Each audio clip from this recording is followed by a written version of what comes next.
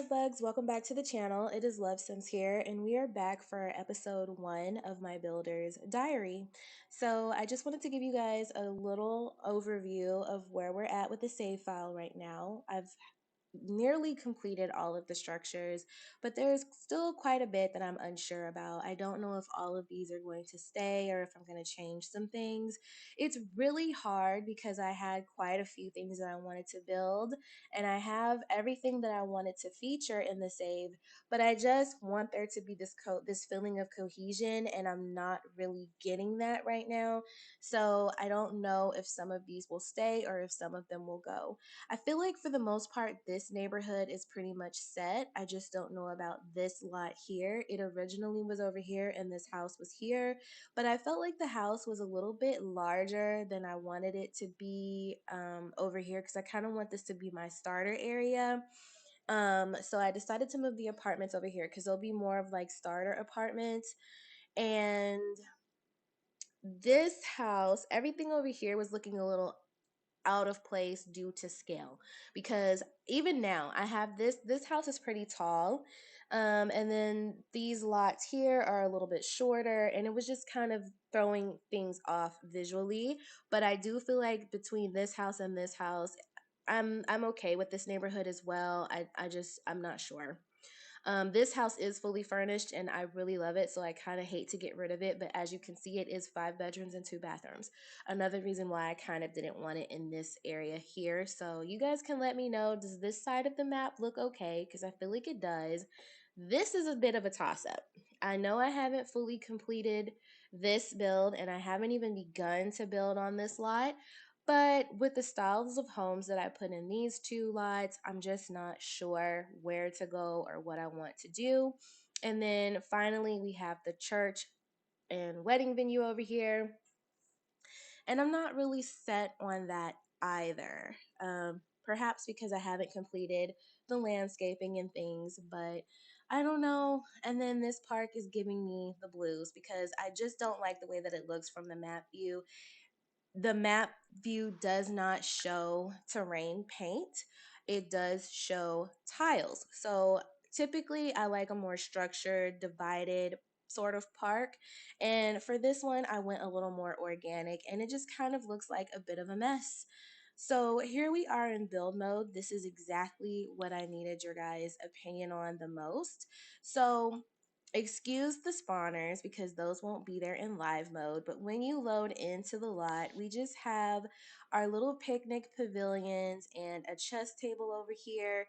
And I felt like this road was necessary due to the fact that I decided to put a campground back here on this lot. So when you come around this way, we've just got some restrooms on this side for the people in this area. I put a little monkey bar set there and a bench. But if you continue around this way, we've got just a little parking area for the people who are staying overnight here on the campgrounds. I imagined that we needed a place to camp or quote unquote vacation, and we don't really have that in the base game. So, but we do have the potential to go camping. So, I wanted to have a place where you could do some camping and stay overnight. And I decided to put it in this area because if you look off into the distance, it kind of looks like you could go off this lot, up the trails, and into kind of this wooded area back here. And so that's why that's there. If you continue on around this way, we've just got a little fishing hole, so you can come here and do some fishing. There's a little more play equipment for the people who are using the picnic pavilions. So I imagine kind of like family reunions could take place at this lot, or, if you're doing the whole camping thing, you could visit this lot. And then finally, we have this little gazebo here. It's not really set up for anything in particular. I did put a little easel up there and a bench, so perhaps you could get your portrait painted. But if you decide to, you can move those items and put in a little wedding arch and have a small park wedding here as well. Plus, not to mention, you can always go off and go on these trails and experience the rest of the park as well.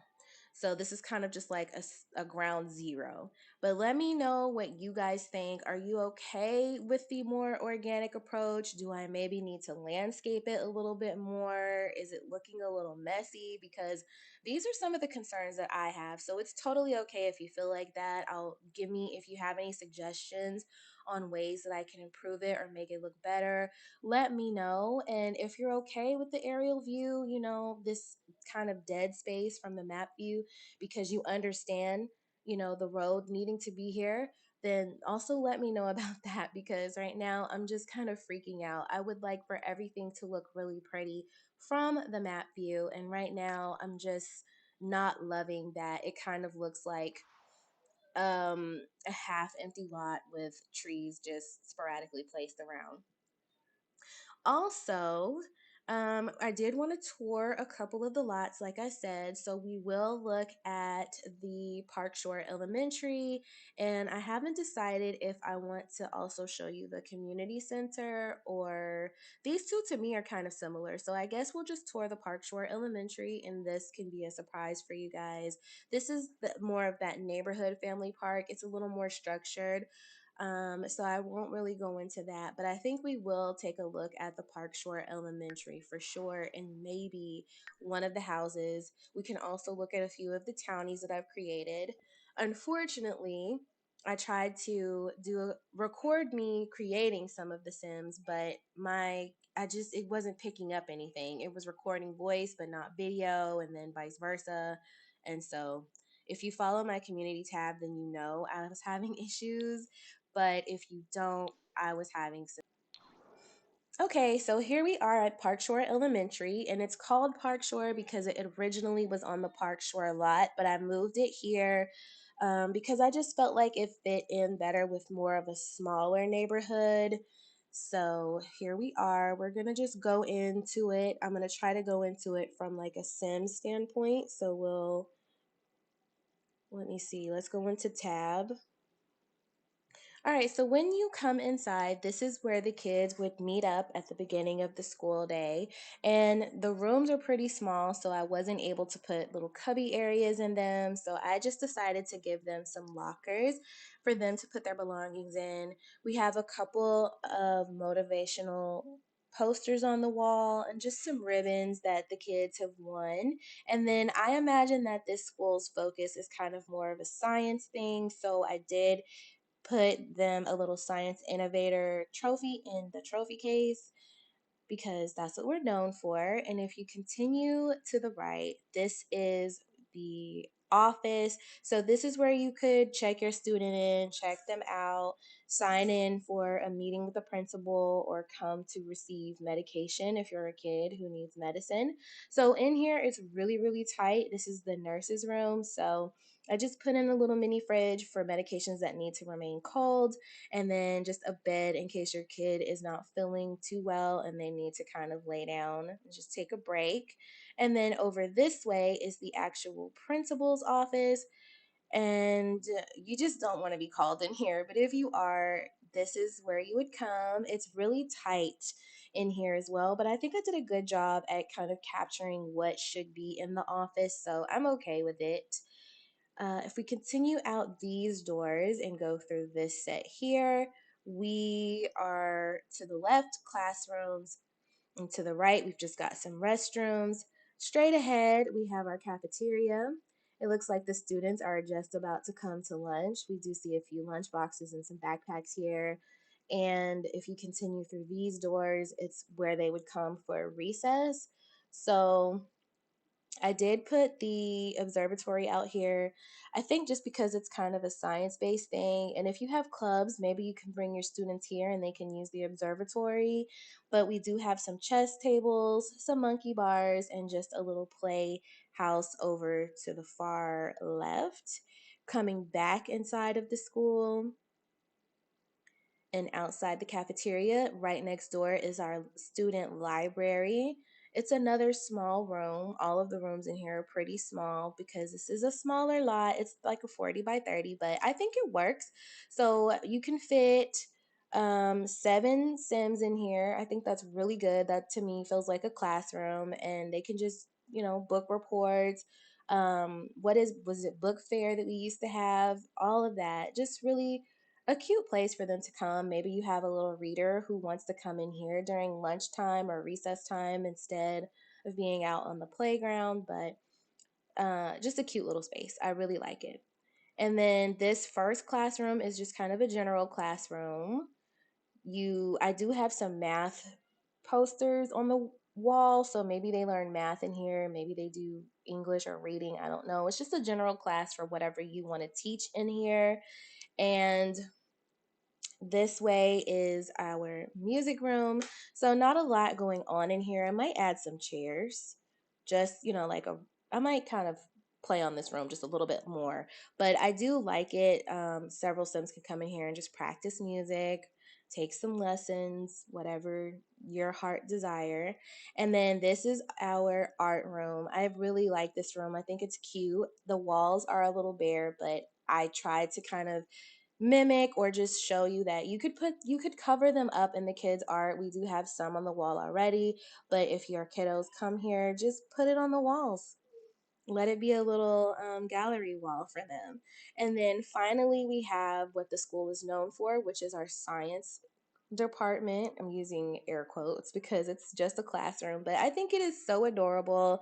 The kids are learning about biology and, just I don't think they're going to dissect the frogs, but they're just learning about them and the ecosystems and stuff like that.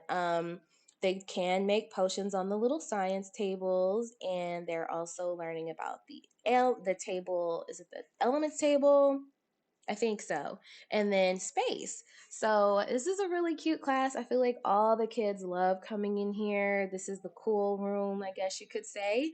But I'm really pleased with how this came out. If you go out to this side, it's just another exit, it's an exit. I'm not going to say an entrance. I feel like this is an exit for maybe like your walkers.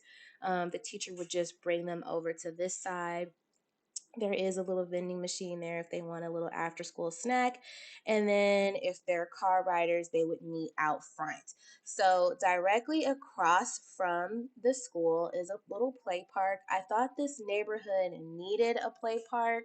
And I also thought it would be nice for, students who want to come from school over to the park. You can kind of get like a general overview. We won't necessarily go over there, but you can see it's a little more structured than the first park we looked at. So there's a little gardening space, there's a telescope, some chess tables. I see another picnic pavilion and a sandbox for maybe like toddler age children and some monkey bars. So I'm really pleased with these two lots. I'm just not sure about the houses, and that could change with like I said, some of the landscaping that I decide to do, but this is the overview for this neighborhood.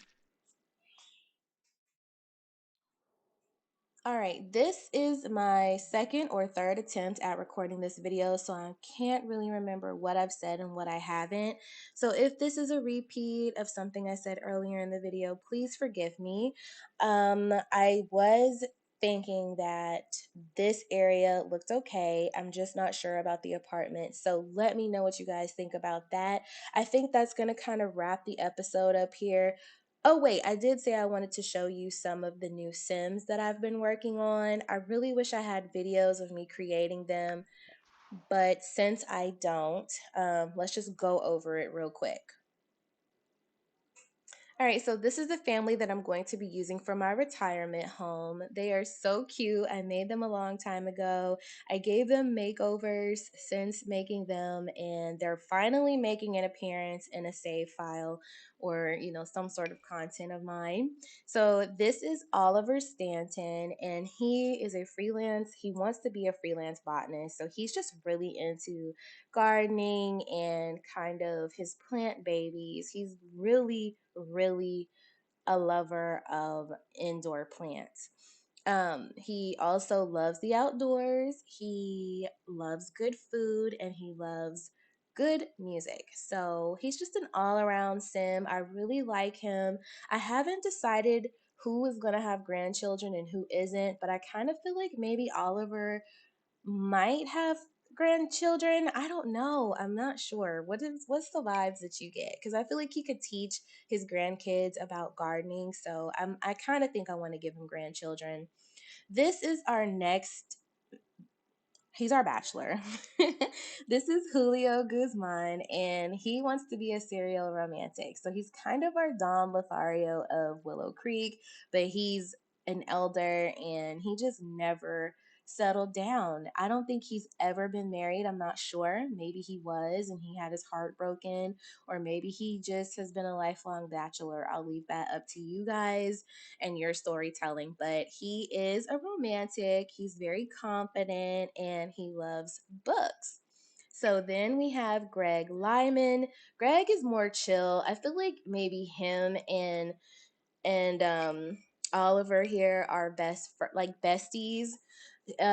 Greg is a little bit of a pack rat. Of course, the retirement home doesn't really let him collect and hoard things like he used to at his old home, but he still likes to do some curating and collecting. So, and he hasn't really given up on travel. So, if you have some of the other packs, maybe you could let him have one more fun adventure before before his time ends. But he is neat, he is good, and he loves the outdoors. Then we have Edith Connolly, and Edith is a little bit of a wild card, and you can see that in her traits. So she's a little clumsy, she loves the outdoors, she loves gardening, and she's erratic. So she tends to have these kind of sporadic outbursts. She talks to herself sometimes. The kids adore her, but her fellow tenants kind of steer clear from her. So, yeah, there's that. Then we have Carmen Mendoza, and Carmen is our humble beauty queen. Like, I feel like she used to win all these beauty pageants when she was younger, and she was just very popular. She doesn't realize how attractive she is, and I feel like all the guys in the house kind of like her. So, there might be like a little bit of a love triangle going on. I haven't decided that yet because I haven't started doing the relationships and how they know one another and where they are at with that. But let me know what you guys think. I definitely feel like maybe Oliver might kind of have a little crush on her, and for sure Julio. But because I feel like he kind of likes anything walking. I don't know, but let me know. She just wants to be a friend of the world, so she knows no stranger. She's kind of everyone's grandmother, and everybody just kind of likes her. She's cheerful, she's romantic, and she's a little bit of a snob. But I feel like it's more so that she just likes the finer things in life, and, she's accustomed to just having the finer things. Then we have finally Miss Clarice Jenkins, and Clarice is kind of the girl next door, or she was back in her day, and she's another very likable sim. She hasn't given up on love. I feel like maybe she was married once before when she was a lot younger, but she lost her husband maybe to war, and she hasn't been remarried since, but she hasn't given up on that either. They do have a couple of children together, or they did. And so, she's family oriented. She'll probably have some grandkids when I do her extended family, but she also loves art and she loves to read. So that's them. And then next up, we have the bachelorette party. So this is the sim I was kind of mentioning in Birdie's motel and childhood home tour, but this is Brooke Burrows. She is our bride to be who's since gone missing, and it just says Brooke was last seen at Birdie's bar and motel. Her friends were throwing her a bachelorette party, and witnesses say she was hard to miss. Still, despite seeing her come in with her friends and seeing her again dancing the night away, no one can remember seeing her leave. So it's kind of like she just picked up and left the face of the earth. I do have some other Sims that will be going into the save file, but I'll wait to disclose those at a later date. I do want to do some more Create a Sim videos, but we'll see because I think I'm pretty much done with who's going to be in Willow Creek. I did want to ask you guys how you felt about me possibly waiting to release the save until Willow Creek and Oasis Springs are done, because I do feel like some of the Sims storylines could cross over or carry over into Oasis Springs. I'm perfectly okay with releasing it after Willow Creek is complete, but just let me know how you guys feel about it. I might be able to do a little bit more with the storytelling and mystery of things if I'm able to kind of go over into Oasis Springs too. But like I said, we could still have a pretty complete save file with just Willow Creek alone. So that's going to be it for me today. If you guys enjoyed the video, please remember to leave a like, comment, share, and subscribe. Let me know what you think. I'm really curious, and I want this to be a little more interactive, a little bit more of an interactive experience between you and I. So that's that. I'll talk to you guys in the next episode. Bye, guys.